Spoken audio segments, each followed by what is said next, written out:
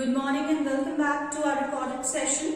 So students, as we have already started with the chapter Electricity and Circuits, let's move on to a new topic, electric cell and electric bulb.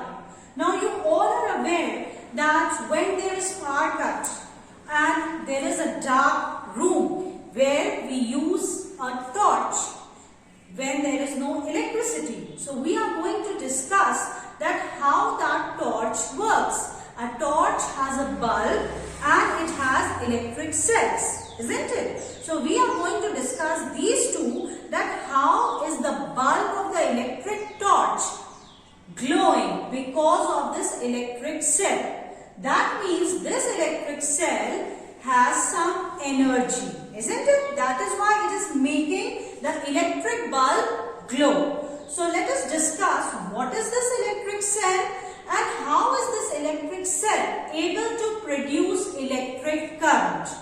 Okay, so let's move on. Okay children, so you all are aware of these things, isn't it? A battery, a cell. We also call this cell as a dry cell. Okay, now you all are aware that what purpose they are used for. And the second thing that I have is the electric bulb. So these are the two things that we are going to discuss. Now if you look at this pencil cell, you can see that it has two ends. And what is the other word that we use for ends? We use terminal. So I can say a cell has two terminals. Alright. Now here you can see a plus sign is given over here. So I will call it as the positive terminal. Alright. And here you can see a negative sign is given, which is known as the negative terminal. So a cell has two terminals, a positive terminal and a negative terminal. This positive terminal has a cap. You all have seen this. It has a cap which is made up of brass. And we have done in class 5 that brass is an alloy. It is made by mixing two metals.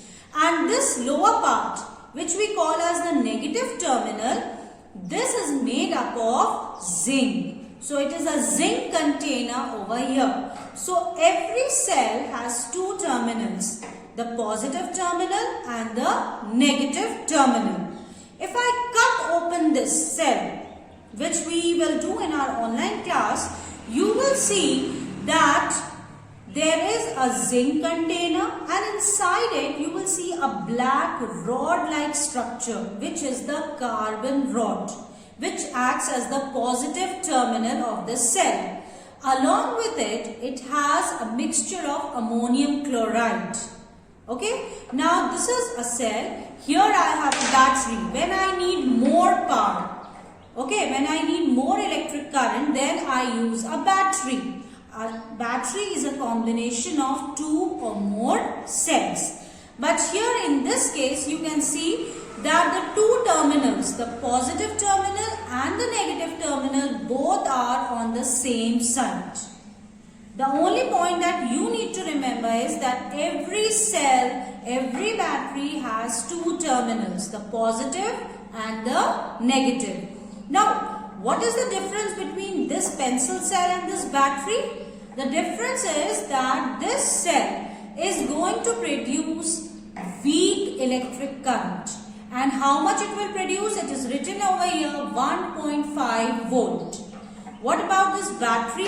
It is also mentioned here. It produces 9 volts. So when you need more power, you need more cells. And more cells means a battery. Alright. So this was about our electric cell. Now let us discuss about the electric bulb, which glows. Now how does this electric bulb glows? Again children, this electric bulb also has two terminals. Now the question comes, where are the terminals? So here you can see at the base, you can see two terminals. The positive terminal and the negative terminal. Okay. Now these terminals are actually moving inside and there are two wires which are connected to tungsten. Now tungsten is a metal which glows. When it gets electric current, when electric current passes through it, it begins to glow. And because of that glowing, your bulb lights up. So inside it has two wires which are arranged in the form of letter V.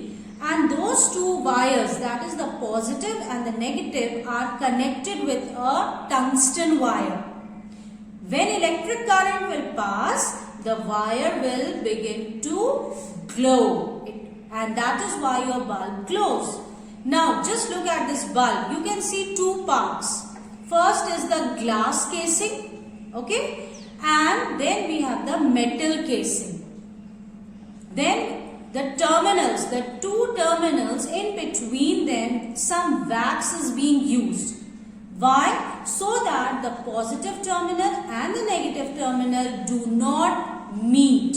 Okay? So I hope you have understood the electric bulb and the electric cell. Thank you.